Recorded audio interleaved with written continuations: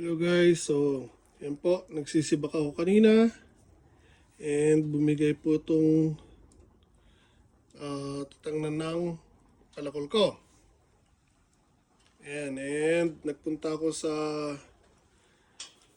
hardware store para tumingin ng bagong tutangnan ng palakol, and 2,000 mahigit po ang isa niyan. Dito po sa Japan yun, 2,000 yen. Kaya, yun naman ako, Jokuripot, bumili na lang ako ng isang 2x4 na isang metro mahigit. And, ayun po, gumawa na lang ako ng sarili ko. Tabi lang natin ha. So yan, kinopya ko na lang ang hubog niya.